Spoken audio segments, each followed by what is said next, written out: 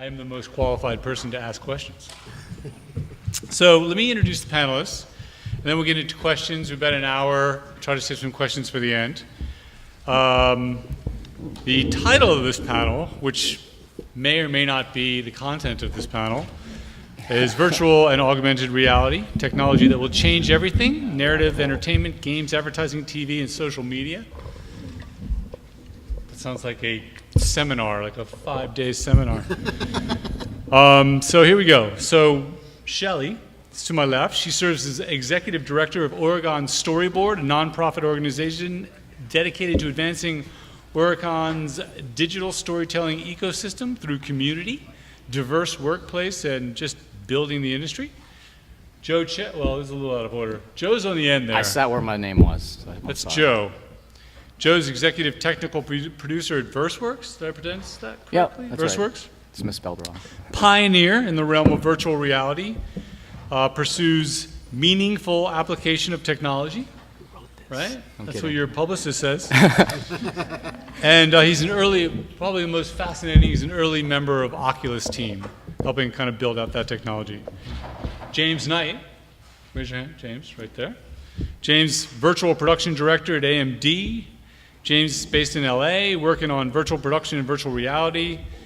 In addition to being performance capture supervisor on Spider-Man, spent 4 years managing motion picture capture for James Cameron's Avatar. So we've got some VR chops. Then we got Ted Silowitz. Close. Shilowitz. Shilowitz. Close enough. Shilowitz. This is a tough bill. He's often recognized as a futurist and VR explorer. So he's got to live up to that today. So he was a founding member, first employee, and integral part of product development for Team Red Digital Camera. Also has a studio deal at 20th Century Fox as their futurist, working directly with senior leadership at the studio on evolving art, science, advanced motion picture creation.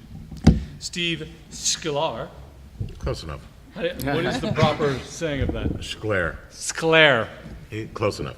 Steve Sklar. We're in the close enough group. You would. Yeah, we're in the close enough group. He's a producer, cinematographer, CEO of Threality Technica, and founder of 3Immersive, recognized as an international 3D expert. Expanded his reach into virtual reality, dedicated to advancing VR from a creative and technological perspective. So there's more. Obviously there's more. You can read it in your books. You can read a lot more about all these fine panelists in your book. And last we have David Levitt. David is co-founder and CEO of Pantomime Corp, creator of the Pantomime platform for interactive virtual reality using any mobile or consumer device, headset optional. Headset optional is a pretty material thing to say in VR. I'm going to show in a second. I'm going to show you a 1-minute video about what David does to launch this. David's been research scientist, software developer at MIT Media Lab, Atari, Viacom, Interval Research, virtual reality inventor, VPL research. I mean, this panel is pretty impressive. So let's look at Pantomime Corp and what David's doing real quick. Lets anyone look around and reach into virtual reality using the tablets, phones, and computers we already have by immersing those computers themselves in shared virtual worlds. It's virtual reality for the rest of us, since VR headsets are optional. Pantomime's patented technology provides fast, accurate 3D tracking of popular mobile devices using their built-in motion sensors and models of how they're shaped and physically supported. Balanced on a table, each tablet or phone offers a vivid, interactive tabletop view into virtual scenes. Held in your hand with a thumb on the screen, it becomes a gyro-accurate 3D game paddle, offering a beautiful view into virtual worlds directly through it. And it's networked over Wi-Fi, so devices can live in the same world and you can play with other people. A laptop or desktop computer becomes a new kind of VR game console that uses smartphones and tablets as 3D controllers. Pantomime is portable, with no external cameras or anything else to set up. Without your face blocked, you can see the room and the people around you in the real world, and you can see your animated hands as they interact in the virtual world. Pantomime is designed so any computer you own becomes a portal into interactive virtual worlds. And now Pantomime supports headsets like the Oculus Samsung Gear VR, too. Finally, people in VR can enjoy a super wide-angle stereo view of a scene, see each other's animated heads and hands, and play together. With or without a headset, they reach into the virtual world with the same device they're holding in their real hands. So Pantomime is a kind of consumer on-ramp for the emerging virtual reality industry. Virtual worlds for the rest of us. Sweet. So, one thing I just said, I think if you had like Morgan Freeman do that voiceover, it would just amp it up Take a it little up a bit. notch. So, since we're on you, I guess, why don't we want to expand a little bit on what we just saw? So, sure. Virtual reality, I've been in virtual reality since it existed. I was at the company that invented it with my friend Jaron Lanier and an amazing team at VPL Research. Nowadays, it's fallen into two camps. This expensive interactive kind, like the fantastic Vive, where you can reach in and you have virtual hands, but you may spend close to $2,000 on hardware and have to set up a special room. Really difficult for consumers. And then there's at the other extreme, there's the cardboard kind, where you can look around, but it's mostly for 360 video and you can't interact, and it's more like in Hollywood terms, like a single seat, great 3D IMAX theater, rather than an interactive scene or game.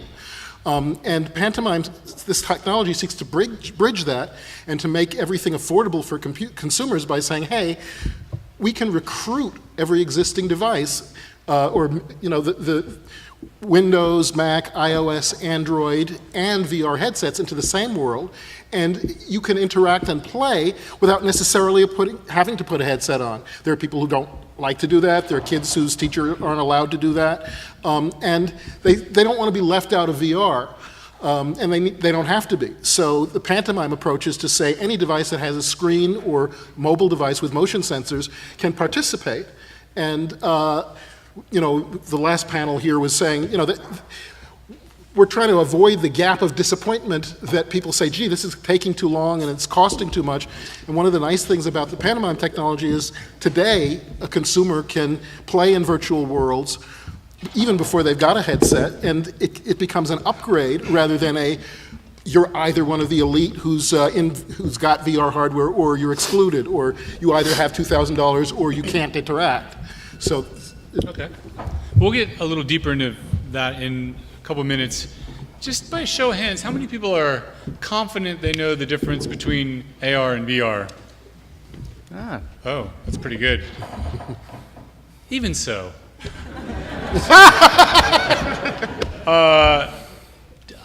Joe, could you just give a brief summation about the difference of AR and VR? So I think didn't you do a... I worked in AR before I joined Oculus, and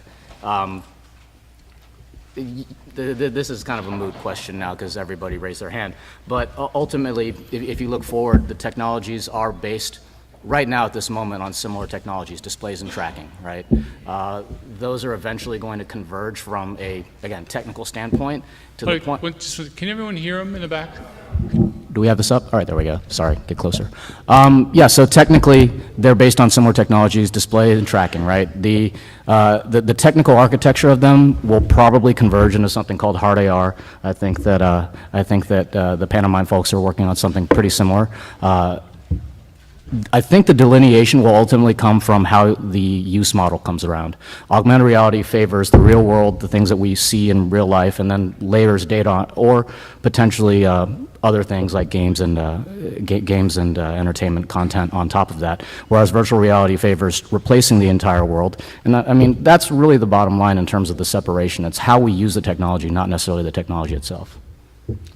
And so, Shelley, you're working in you guys are working with HoloLens a lot, and it's also a lot more expensive to develop in AR, right, than VR.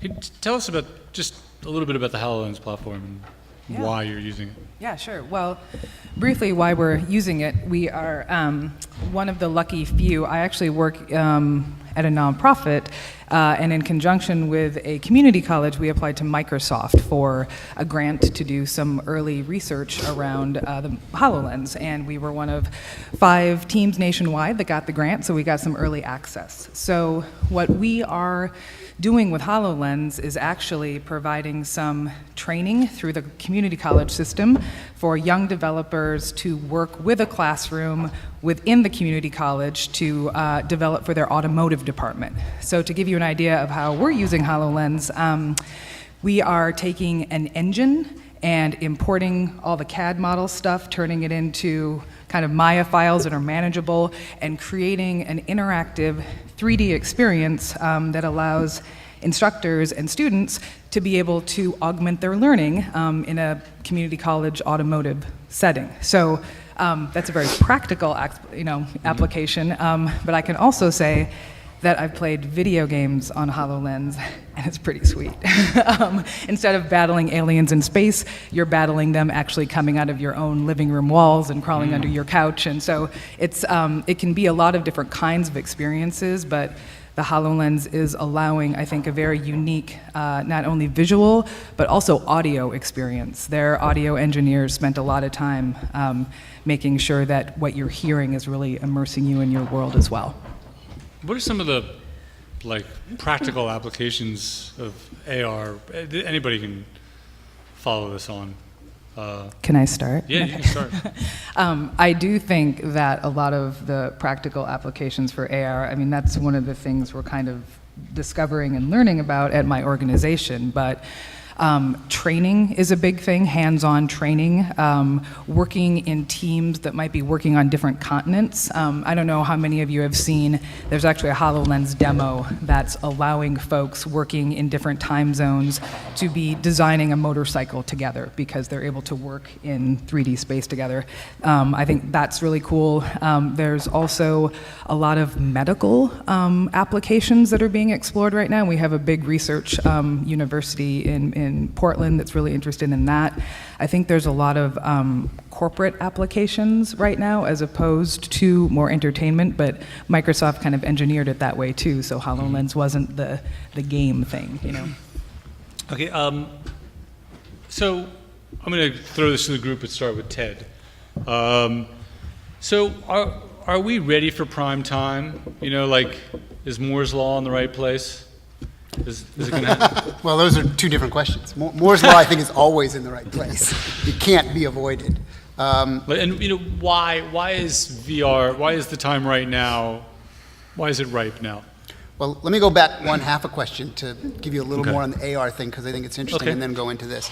The big promise of AR, the thing that potentially has the most juice out of all of it, like if you look at the 100,000 foot view of it all, is it has an opportunity to change the entire operating system of how we interact, communicate, educate, share, move data, and essentially move into the future of how we choose to interact. So if you look around this room at how many laptops are sitting around in this room, or mobile phones, probably every single one of you, that's a fairly common way to sort of move through our life, our business / entertainment life, and then bigger ones are where we go into a movie theater or a television.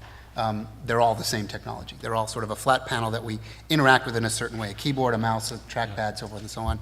But if you extrapolate, as the technology starts to become more realistic, more cost-effective, and better overall, the really big opportunity that floats above everything is think about the changing operating system of how we live our lives.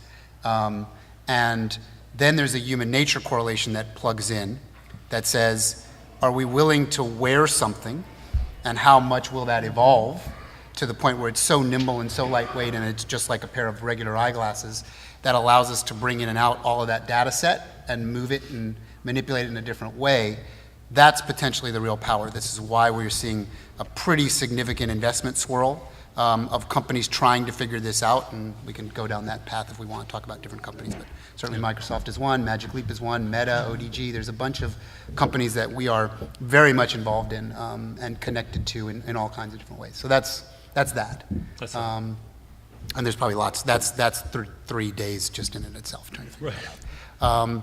When you talk about where we sit today is the curve in the right place, and Joe and I spent a lot of time touching this, James and I spent a lot of time touching this, I think where you're going to see an interesting dynamic is there's a tremendous amount of fervor over the last 18 months about this emerging new medium of virtual reality. Number one, it's not new. Number two, it's been around for quite some time in various ways. All you have to do is go to any theme park in the world and understand virtualized entertainment and virtualized storytelling. So a lot of it sort of comes from the basis of that and the understanding of that. I think in the next couple of years, you're going to see that insane opportunity buzz and everybody thinking that this is going to be the next overnight change will soften a little bit, will realistic sort of sent a sense of where it's going to curve and how long it's going to curve and where the success cases are. And I think what you're seeing is like everybody building anything within the environment believes that they are going to be the giant success case. When in any media, and all you have to do is just track into the past. So while I call myself a futurist, I'm really a pastist. I actually look at trends from the past and understand how that applies into technology and work case of the future. You will start to see that almost all of what everybody thinks is going to matter won't matter at all. And there will be a few nuggets that will come from it and start to build an industry. And all you have to do is look at the movie making business, the television business, the gaming business in its current form, most effectively as the nearest term dynamic change of how big and dynamic the gaming industry is now, and how long it took to create, how many changes in the winds it took to find those success points, and how big the gutter and the wasteland of failure is. It's gigantic for the ones that have made real success and, of course, changed the world and changed how we interact. So that may be a little gloom and doom, but it's also a pretty good reality check. How about anybody else? Like, why now makes sense? I mean, I can tell you, but I'd rather hear from you. Why is now, why are we ready for, why is VR, why is its moment in 2016, 2017, where it just really wasn't delivering on the promise previously?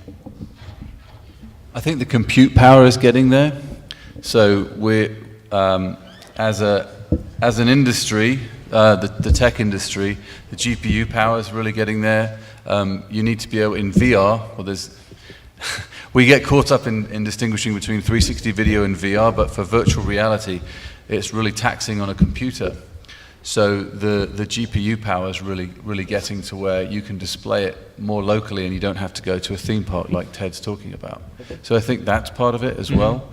And then it is kind of overhyped, and I think people have unrealistic expectations of where it can be right now. But I think it's good that we're in discovery, so the content creators are paying attention, and so we are all in discovery together in a way, and making great experiences, and some of them not so great. But just like Ted said, and almost without exception, cream always rises to the top. So there are going to be a few great VR 360 video pieces that sort of carry it forward. Yeah. So, and then there are, yeah. I'll also add something really quick to that. We as a culture, as a human culture, are likely pretty ready for it now, based on how much technology we touch and use. And this is a big part of my sort of daily investigation and thinking, is actually not so much about technology or use case, it's about human culture and technology culture. And the fact that we all have devices that are essentially ready to be VR devices, and our brains are very augmented already. We share and use things in essentially a virtual way all the time. Yeah, so the psychology of where we sit today is different than we were half a generation ago. And David, in an earlier conversation with David, he was talking about motion sensors, obviously making it right for prime time, ubiquitous computing, a couple other things. Let's switch to creation, the process of creating content. We'll start with Steve. So, Steve, like, what are some of the, there's a lot of issues, obviously, but in storytelling, how do you get someone to follow the narrative? How do you tell a story when you can look 360 degrees? That's actually two questions as well. How do you get somebody to follow versus how do you tell a story? Those are radically different questions. Let's pick But your wait, favorite. I have one question. Just because everybody thinks VR is, oh, it's here, it's started, and we're part of this birth, when were you working with Jerome? VPL, I joined in 1991. There you go. So VR's been around since 1991. This is not new. And I saw a lot of the work that you guys were doing all through the 90s, and it was really cool. The graphics were a little crude because they weren't around yet, but $50,000 per eye, yeah, and we had a multi-user system. It was kind of expensive. and 4-bit graphics, and Not quite. okay, 2-bit. Anyway, it's been around a long time. Nobody tried to impose stories on it until we have, this new conflux of events, which is hardware that's catching up, processing that's catching up, and as Ted says, a culture that's actually starting to be ready for it. I think we're not in the let's answer that question phase, though. We're in the let's ask more questions, because storytelling, traditionally as we know it, in media requires all of these conventions that we've developed. Editing, how to focus your eyes, really editing. Editing is a big one. I don't think I've seen a lot of successful editing yet in this medium. Camera movement is another one. You reveal things to an audience. Now, could we reveal things in 360 video, which is another question. Is 360 video really VR? Because a lot of people are having trouble with the definitions of this. Is 180 video VR? Because there's companies that call 180 video VR. Is 270? Does it have to be 3D? Can it be 2D? These are all the questions that are floating around there. There's a lot of purists who say it's not VR unless it's this, and then they'll throw out their definition of VR. So, I like the separation of virtual reality, which means you're almost in a real-time rendered environment where you can virtually do things and move around, and the other part is 360 video, whether it's 2D or 3D, but it is video. Well, we have a lot of people in this audience who are looking to get into the VR space. We don't want to dishearten them too much. No, I don't want to dishearten anybody. Okay, so those are a lot of questions. So some of the answers are, we're experimenting with editing, we're experimenting with using the 360 space almost as if it's a desktop, so we're telling stories in a large area of it, and you can arrange the rest of it in a configuration that best suits you, whether it's navigation or additional information. We're all used to multiple informational inputs coming in. I've worked on some pieces that try to be storytelling in 360, and bits of those pieces are successful. Do I really need to turn around 180 degrees to see what's behind me? No. But does that create the sense of immersiveness that makes it feel like you're part of the story instead of observing the story? And that's a yes. So for me, part of it is, I don't need to tell the story in 360. I do need to ask the question before we start every piece, why is this better in 360? Because, you brought up the point, well, it's like a virtual IMAX screen if you're doing video. It's not a virtual IMAX screen. I go to IMAX and I get crystal clear, sharp pictures that are absolutely amazing. And I put on a headset and I can count the pixels on people's faces. So we're very far away from that. So why is it in 360 is the first question I have to ask. Is this better, or would we be better shooting at high res, doing a beautiful DI and putting this on a 16:9 or a 185 screen to tell our story? So, to me, that's a key question. I'm a business, I need to keep revenue flowing, so even if I can't answer that question and somebody's paying me, yes, we'll do the project. Well, I'll jump in here because that is actually the exact same litmus test we use on any pitch, treatment, internal development we have. Why are we doing this, and why are we not shooting this traditionally? It's going to cost more. Your audience is going to be cut by a tenth, or if not more. Nobody's going to see it. The resolutions are relatively, and the resolution has, and all the other limitations that you just named. But there are some mechanics, and this is why I think this is why we're doing this right now. It's the challenge of trying to put your thumbprint in it, figure out some of these initial mechanisms that, quite honestly, will be outdated and broken 6 months, 12 months from now as the medium evolves, as audiences evolve. Like, I was one of those purists. I was in the Oculus camp. I was the guy telling people, don't move the camera, don't cut, you can't do any of these things in virtual reality, whatever that means to whoever it means it to. Being on the outside, I've probably become a bit more practical now. 360 video, whether mono or stereo, is leveraging virtual reality hardware as a platform to create content that's more passive, that's probably more accessible than fully interactive.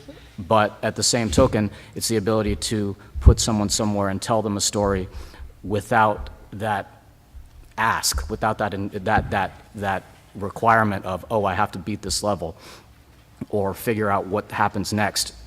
There's almost an intrinsic agency involved when you put the headset on, because you are in that environment, you're part of that environment. And to solve some of the, or not solve, but to answer some of the questions, at least on our side, in terms of how do you direct a story or how do you move a story along in a 360 environment, the viewer is effectively the camera operator. That's the best way I can personally describe it. And your job is to set things up, set up scenarios, set up environments, or identify and then capture those environments naturally that lets the viewer drive the camera where they need to have those reveals. Those reveals don't necessarily have to be hidden. They're already hidden because you can't see everything around you. So things like blocking matter more than anything, in my opinion. But end of the day, why are we doing this? It's about finding that story that makes sense in VR or 360 or whatever. Are there certain kinds of stories that you feel are working or more ripe for that environment? I'm in the narrative story business because we're from the film side of the world, the movie side of the world, and yet I just have a deepest belief that news is a ripe medium for VR. I am just so deeply involved in the idea that news is the right, because stories do happen all around you, and you can make a lot of cuts, but if you're in these news takes place in amazing environments, whether it's amazing locations or, we could get trite and just say, oh, you're in a fire, you're at a battlefield, you're somewhere, but things happen all around you. And so that's part of the storytelling, is being able to immerse yourself in those environments as opposed to getting it in short little packages that have been cut together, on a machine somewhere. You're able to cut your own package, not that you're an active, because I think the big question it came up in interactive television, in a lean-back medium, do people want to really be their own directors and editors? And that's another question I don't think has been answered yet.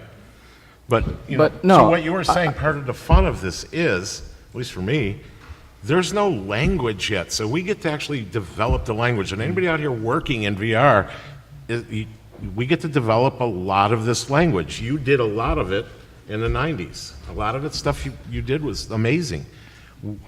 We're getting to develop a language, so that's kind of a challenge. It's kind of fun. And years from now, when this language is a lot further down the road, the technology is further down the road. I mean, everything. We'll all have been a part of putting that together. So it will be whatever we in this room and on this table and the other rooms make it. I mean, it barely works right now. Like the whole thing from capture to headset to creative vocabulary, I mean, none of these things are defined. And the things that we've landed on that kind of work, they don't work in all situations. There's no particular set in stone rule book. News, we've made most of our entire library is documentary based. And it isn't like verite documentary. The director's clearly trying to take you somewhere. But on the other hand, it's also not talking head, because quite honestly, I think that's pretty annoying to have somebody in the same space with you when you're trying to witness it for yourself. I think that Steve brings up some great points, that the stories that I feel the stories that we feel that resonate the most in VR tend to be around the same as any other medium. It's about finding extraordinary characters that are somehow relatable, doing pretty amazing or crazy things, or put in situations that are just unimaginable, or in environments that are unimaginable. And that's been the recipe for our at least moderate success to date. And there's one more thing I do want to add to that without hogging all of this, and that really is on how, because you asked the question, how do you control where people look?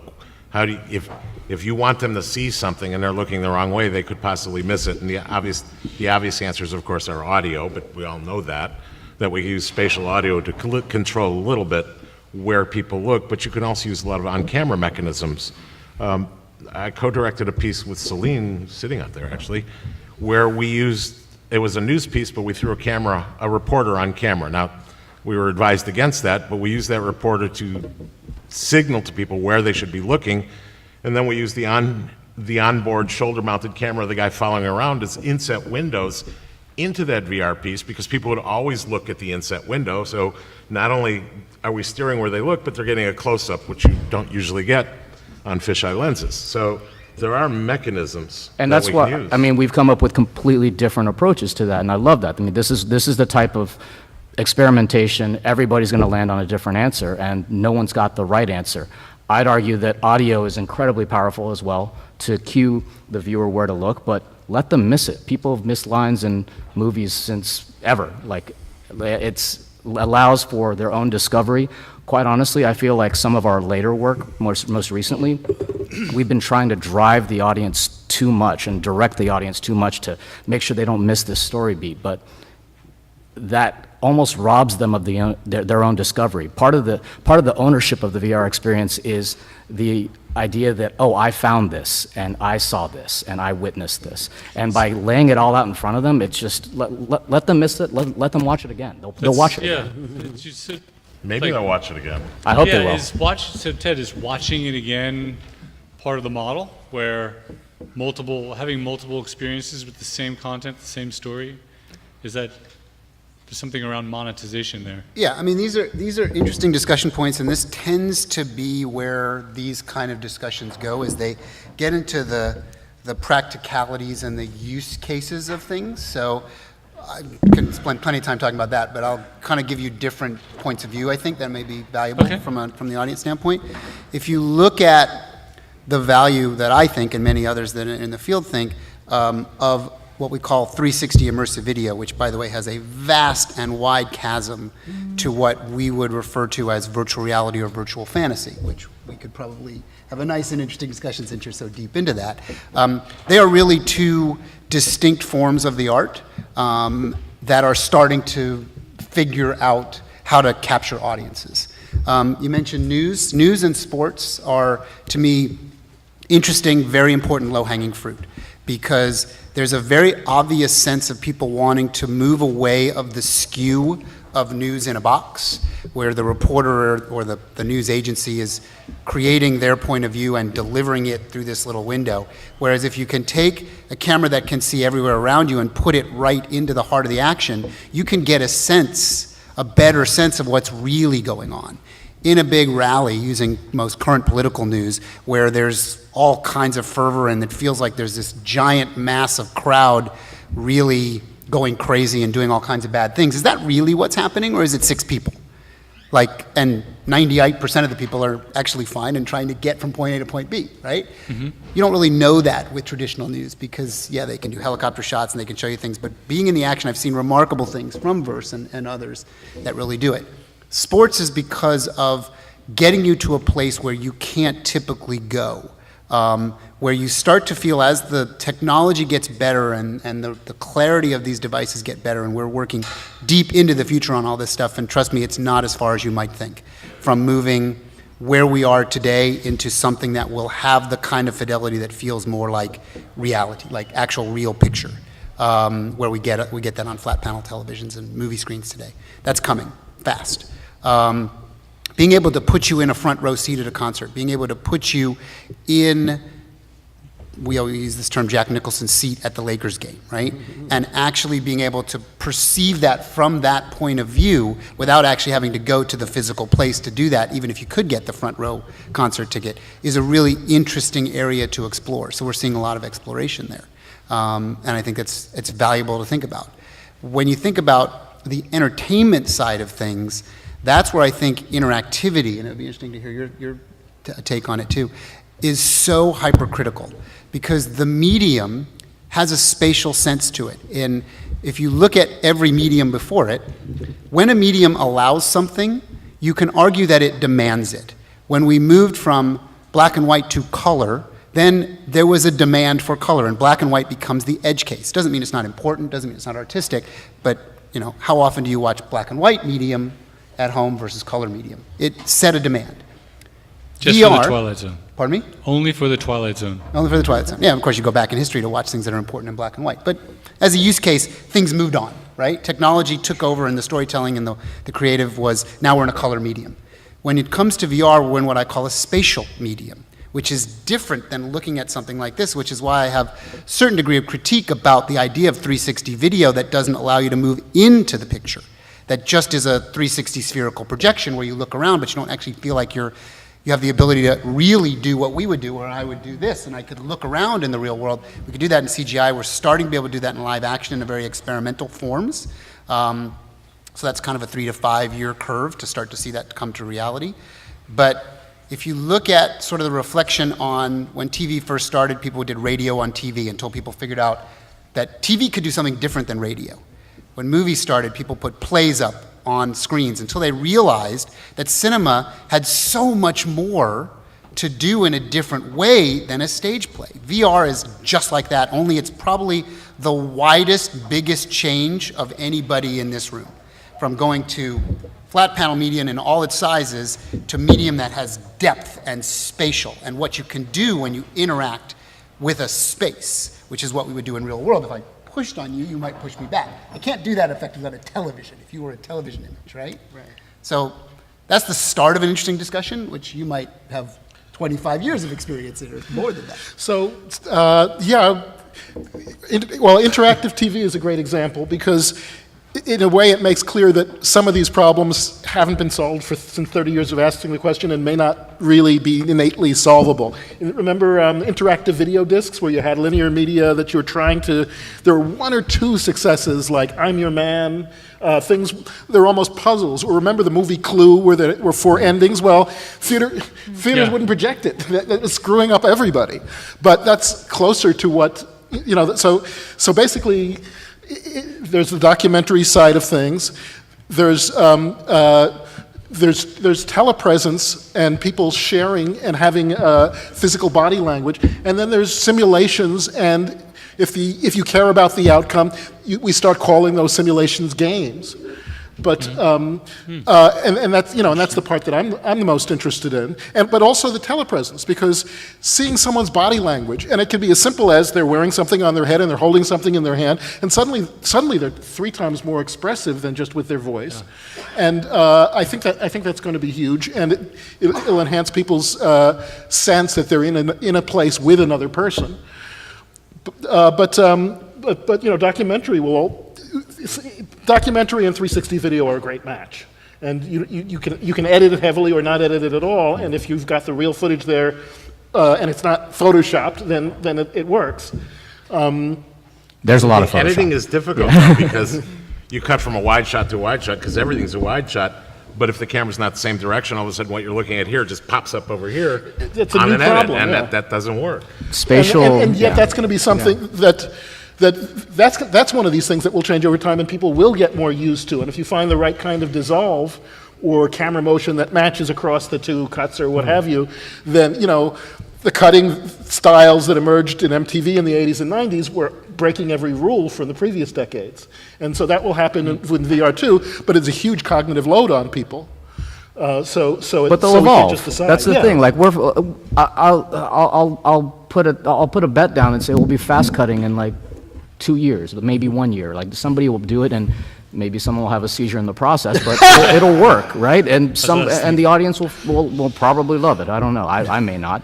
But you bring up an interesting point, and maybe this is getting a little bit down a rabbit hole. But yeah, you cut to a different orientation in the same location. You're confusing the audience. They're in the same place. That's why it's so important for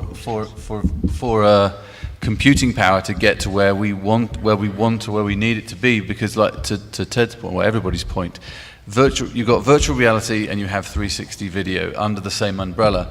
But for something to be truly immersive, you want to be able to walk around in it, and it has to be photoreal. So you need amazing fidelity for that. You need great computing power, right? And then we can talk about how to involve the audience in the cutting. So you can point your controller to an area of the room and you can cut to that scene because you're part of it. It's like when you're riding in a car and the driver steers, you're not steering, so your body doesn't necessarily intrinsically know what's going to happen. If you have a hand in the story, or you've got a controller and you point, then you know I'm going to be taken to this place. But if you're just editing someone else's creation, it's abrupt because you're in there. It's really abrupt. So I think it's something that we're all in discovery on and we're tackling, you know? It's kind of like we're all drowning and describing the water at the same time. Some people say docent, a person who's directing things and can say, I'm going to make a left turn now, will make the key difference between this being a jarring, nauseating thing and this being, I'm being well taken care of experience. Let's include Shelley in the conversation. Hi, Shelley. Hi. What I was going to ask the panel, but we'll start with, like, what are some of, like, if someone in the audience wanted to see, like, some of the more transformative entertainment or experiences of the technology that where VR really takes you to a different place. Like, I was, 3 years ago or 2 years ago, I was watching horror, like I was in a haunted house in VR, and it's like my heart started, like in 30 seconds, my heart was beating faster, my body temperature changed. I was sitting in a restaurant at the time. I was totally transformed. This witch jumped out and scared the shit out of me. Like, I was like, that's when I had it was the Oculus platform, and I was like, that's when I really had the epiphany. Like, do you have any thoughts or examples of other experiences that people might want to try?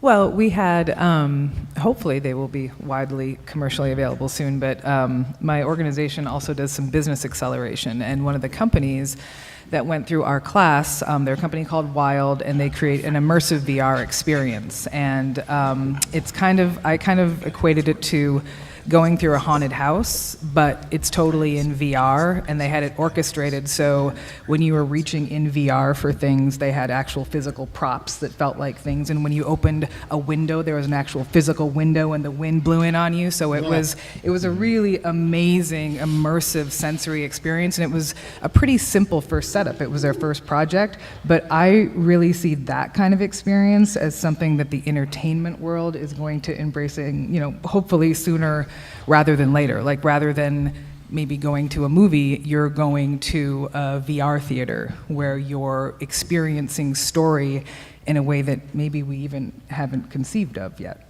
So. How many people in the audience have a friend that's seen VR porn? Okay. Not a close friend. So besides VR porn, what are the killer apps? Where are people going? I'm switching channels a little bit. Where are people going to make money in the next 3 years? I think education. Education in VR, because it goes to. We've shown some pretty interesting virtual reality and 360 video pieces when we go on road shows around the globe, wherever, and people come back to you the next day and they go, I something weird happened to me last night after I saw your VR piece. I remember it like I was there. So we even had a doctor come by and speak to us ad nauseum about what it goes to a different area of the brain, and it's your experience. It's really crazy, beyond over my head. But I think that's some of the low-hanging fruit, like sports, like Ted was talking about, and then porn is an interesting one actually, because I think that porn and education and sports are going to be the big impetus. Everybody's like, oh, don't bloody talk about porn. But it's true. VHS, Betamax, this thing called the internet, probably wouldn't be where it is if it wasn't for porn. So sure. I think it's going to be the impetus for people to purchase the technology in their home, the high-end technology. Anybody else want to feel that, like the killer apps? It's pretty. I'd agree with that. When we were like playing around with duct tape headsets, probably just a couple of years ago, in fact, we looked at the progression of the adoption of different markets and different audiences to virtual reality. The first one was gaming, made sense, had the right tools to make it, had the audience that was willing to accept it. Entertainment was probably next. Fewer tools, huge audience, but have to figure out how they will digest the content. And then education was next, probably because it's a tougher nut to crack. The content generation is going to be widespread, and you have to figure out how to upend the current industry of school books, I guess. Beyond that, telepresence, which is beyond. When you say telepresence, everybody takes a nap because they think you're on a Skype call. But telepresence is actually more about being social in these spaces with people that you've either never see, never meet, or you wish you could be around again. And so social VR is where I think it's been a surprising push in the last few months, or probably longer than that, at bigger companies with social media interests, of course. And I would sort of second what I was saying about telepresence, although it also does apply to education. Being able, and it also scales better than video. So, you know, a Google Hangout call, you try and add more people to it, and you're sending all of this video. A motion-based thing where there's an avatar and you still got your voice, and it's hard to describe how intimate it feels when you're in one of these social, you know, V-Time is just great. Even if the person is sitting 6 feet away from me, hearing just their voice and us sitting on a cliff together and having a conversation is romantic or something.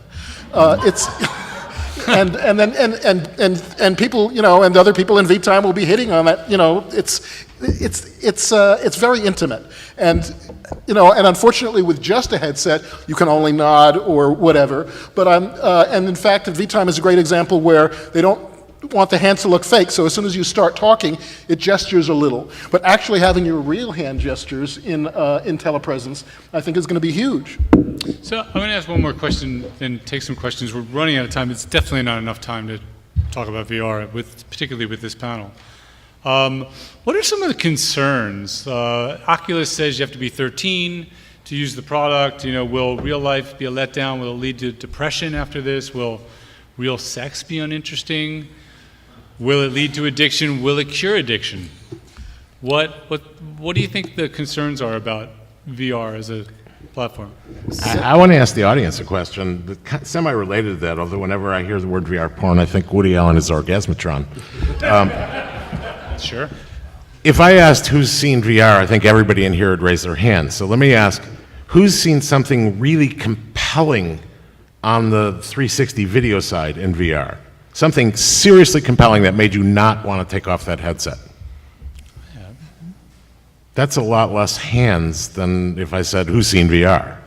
So that's my concern, is compelling content and the lack thereof to drive this forward into the consumer market. This is not the consumer market, these are professionals, but the consumer market, you know, my aunt and uncle who live, you know, in the middle of Illinois, what's going to drive them to this medium? And that's going to be not just one piece or two pieces, but a lot of compelling content. Well, that's part of what we're focusing on, and it's a fairly obvious answer. What it comes down to is it comes down to good craftsmanship and good creativity. The challenge you have with the medium as it stands now is people are trying to figure out its economic power right now and trying to figure out, is there an audience? Is there an audience? What will they pay for? How will they pay for it? So it's, you know, you could flash back to the early stages of the internet and what the pay zones of things that you all looked on your laptop on and what you just expect and know will be free, and these are always going to be free. And they monetize in a different way. They monetize through the hardware manufacturers as things that they give you as the nuggets to buy their hardware, right? So from our standpoint as a movie studio, we focus a lot on craftsmanship. If anybody's had a chance to see The Martian, it's sort of, it's almost a half hour in virtual reality. It has just been shown at events and so forth, and we're planning its release on the different tethered platforms. So it takes time and energy, just like crafting a movie or a television show. It's not like overnight thing that you do. It took almost a year to create the project in tandem with the movie project. It's a totally separate project that Ridley Scott worked on with us, and it's a whole team that worked on it. So we look at all of these things and we say, probably all the same questions you're going to have to answer in all your business opportunities is, knowing that you have a belief structure that this market will happen, that there will be a marketplace for this, and it's going to take whatever time it takes to grow and find its economic flourish points. How much are you willing to invest? How much are you willing to put yourself out there and invest time, money, and energy and your creativity to help it succeed? We're seeing a lot of that right now, which is very encouraging. From all spectrum of the media universe, from sort of, you know, independent, truly independent, no budget sort of guerrilla projects, all the way up to big, significant projects that have, you know, famous actors in them. The first project we did, coincidentally, is also called Wild, is based on the movie Wild, had Reese Witherspoon and Laura Dern in it. You know, Shot in Oregon. Yeah, Yes. so you know about it, yeah. So you know, there are all kinds of different things to look at and figure it out, but we're definitely in the figure it out zone. And from our standpoint, and I imagine just like your standpoint, if you look at your risk pool, right, and here's 100% of where you're investing all your time, energy, and dollars, and you don't put enough into the pool over here, you're probably going to miss it.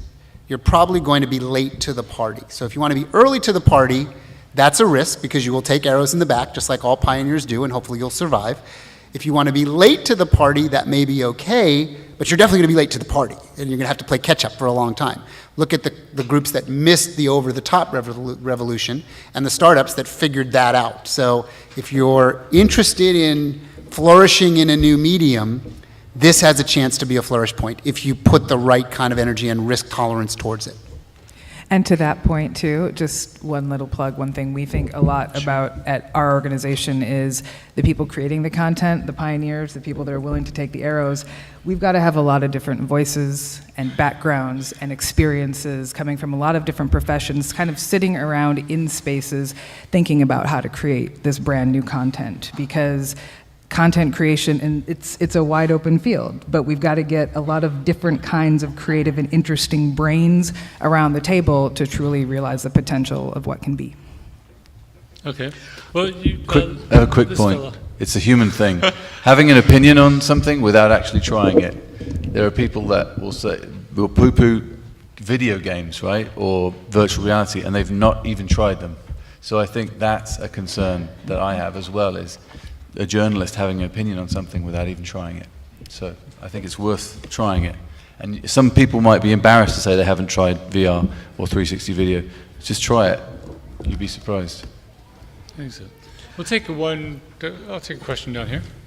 I know we've heard a lot about, it seems like people keep bringing up these same fears about VR that come up about every type of new media or technology. What sort of like big picture philosophical questions should we be asking about this, you know, aside from those fears that just keep getting echoed over? Well, the question is, what big philosophical questions should we be asking about VR? I think there's some cultural questions that relate directly to the technology. Eye contact arguably is important. Looking over people's shoulders is what makes them feel like they're on the same team. When I see a profile picture on Facebook or LinkedIn where the eyes are hidden by technology, I question the cultural effect of it, and I don't feel like I'm really seeing that person's face. Part of why we're doing things the way we're doing in pantomime is, well, and this is related, there's you know how many people have a $1,000 computer? 1%.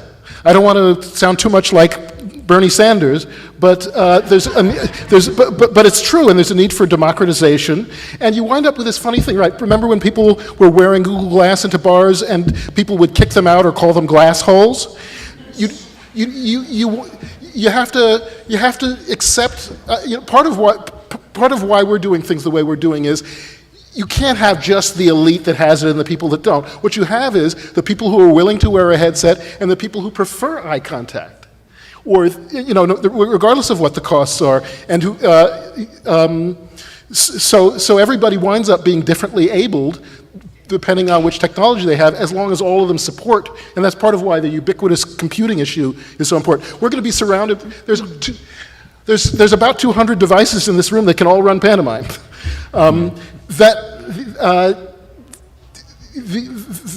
That's what we're swimming in. The networks that we're surrounding, and the Wi-Fi is what makes sharing work and having the head that's associated with the hand work. To that point, I mean, I think that you're right. The more ubiquitous this technology becomes, it is inevitable. We've already seen the price change in order of 10 to 100 every decade. That's only going to get faster. We complain about $2,000 VR rigs and then look at a mobile rig that's maybe, whatever, $20. Eventually, that's going to be subsidized and free with your phone plan, and it'll be 10 times better or many times better than what we already have right now. When that day comes, as a culture, are we going to be ready for the impact that has on us? And I'd argue yes. I mean, we're already in digital culture. I don't have kids, but my friends that do have kids, I mean, they self-regulate at this point. Like, they know not to stay on their phone all day long. They know that there are things that are actually kind of more meaningful than that in certain contexts. I hope, or at least I hope that there's a version of our reality that that factors that in, and we don't end up living in the metaverse. I personally hate the idea of the metaverse, and sorry if I offended anybody with that. Well, we are unfortunately out of time, but I'd like to thank our panelists, thank you, and our audience. I could have sat with any number of you just for an hour and talked to you. I appreciate everyone showing up today. Thank you. You know,